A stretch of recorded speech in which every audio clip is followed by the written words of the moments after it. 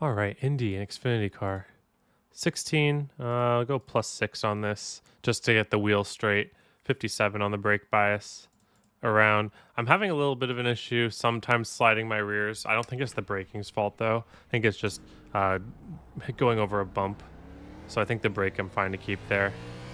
Um, I think second lap should be faster, but it's tough because you kind of heat up your tires too much by the end of the second lap.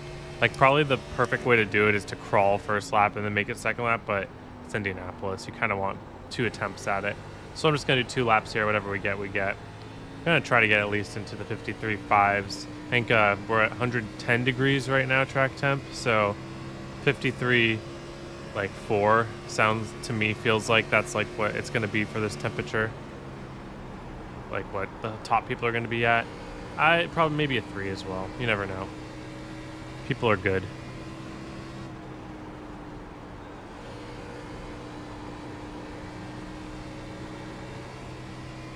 We did get a good run off the corner though, so we might be able to do something with this first lap.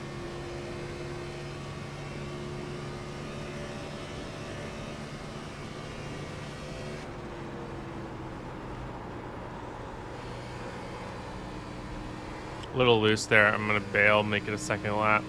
The right rear tire just didn't have the grip in it to make that first lap work.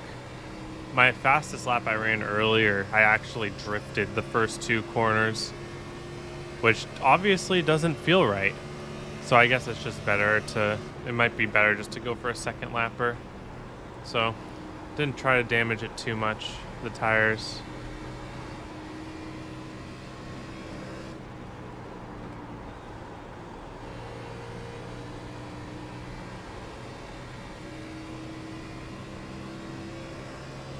A little bit more of an arc into that corner as a run up than you're usually used to running at speed.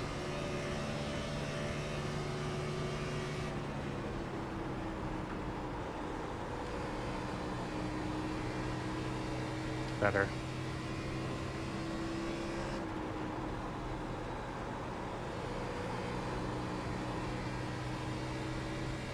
Like that.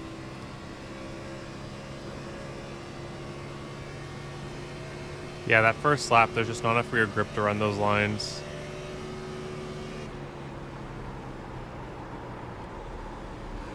But now it's a little easier to miss turn 3 because now there's a little less grip than you're used to from lap 1.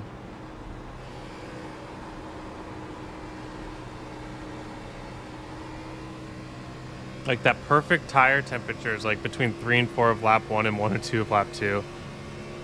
So yeah, crawling a little bit. We did barely get into the 5s. I'm happy with that lap. I think that you can gain yourself a little bit extra time by just taking lap 1 really easy and making it just a full on lap 2. I think that you don't your tires don't get too hot for 3 and 4 in that case. But we'll go over the what we were going over there. So yeah, 1 and 2 had the perfect amount of grip for me this corner. So turning in early, definitely before the stoplight, even especially in your long run, but on your laps too. There's probably time to be had with a little bit wider of an arc. I just find it so much more consistent to get to the bottom early and kind of hook it around, getting your left front tire just under the white line, in between the white line and the curb here. I find that there's a lot more speed. There's a lot more like consistency to be had to just getting your tire there and hooking it around the corner. Like you can see, it's pretty simple. Whereas if you're arcing it into the corner, I should probably turn this down a little bit. Sorry. If you're arcing it into the corner, you can probably carry a little bit more speed, but it's a lot more precise. Like when you get back on the throttle, it's going to start pushing immediately. So if you don't have your corner angled up correctly, it's gonna be a hard time to stay out of the wall. Same thing with here. I really love in turn 2 just to get my left front onto the line, even maybe a little bit below if you want to be, and then just power off. So like I like to call it meeting the curb. I meet the curb at the line, and then I just power off, and that way you get a really good run down the straightaway. So and no brake. And maybe it's just a tiny tap, but really you don't really need to. Off throttle, back onto it, meet the curb, and drive off. Same idea for 3 and 4. 3, I always find that I have a harder time making the bottom in 3, so I missed the bottom very slightly here. Pushes a little bit, probably just a little bit longer on the brake was required here. Just getting it turning a little bit more down, but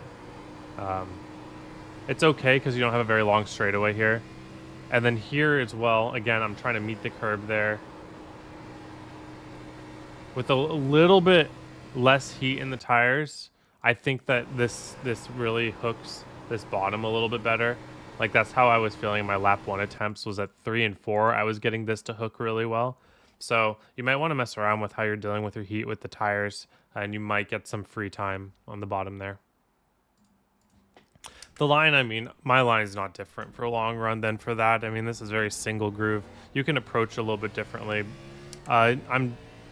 My goal is I'm just trying to be in that zone between the line and the curb, and I'm trying to hook that corner for as long as possible. So like getting into this corner, I want to be below the line as long as I can be.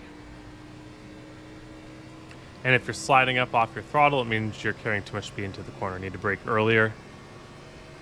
I tend to not usually brake hard into the corners. Usually I tend to go earlier and right in. Because the longer that you can hook that bottom, see how much more grip there is down here on these cooler tires. 4 is the hardest corner. 4 will want to spit you out the most out of any of the 4 corners. So you even though it's really tempting to want to throttle up as early as you can in 4, you sometimes have to be a little bit patient.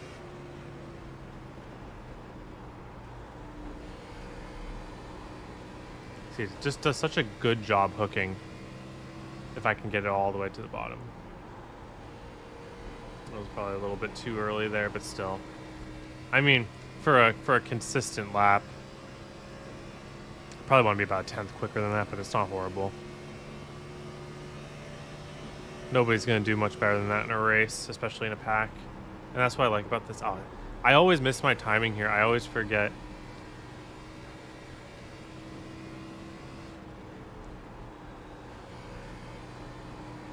So yeah, just a little bit more patient getting back to the throttle 3 and 4 will help you. Yeah, I had 2/10 to gain in 3 and 4 there probably, just from not making mistakes. But you can see this can be very, very consistent. Like I'm not even pushing at all,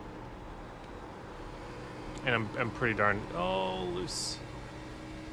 You want to avoid that too, because your right rear is something that you're gonna want to be leaning on. Just not being too wide on your entries. See if I can get all the way down there this time. It's just a little bit harder to get down there than the other corners.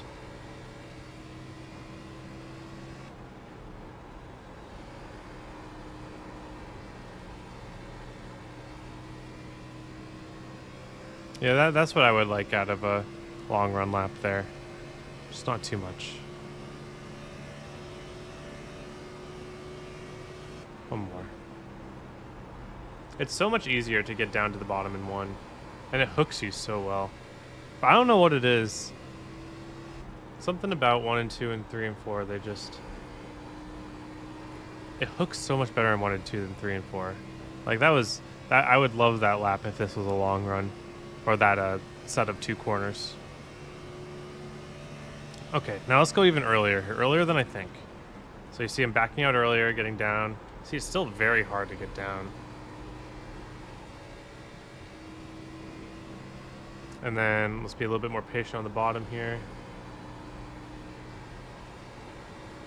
There we go. So yeah, more or less even time loss between sector 1 and sector 2.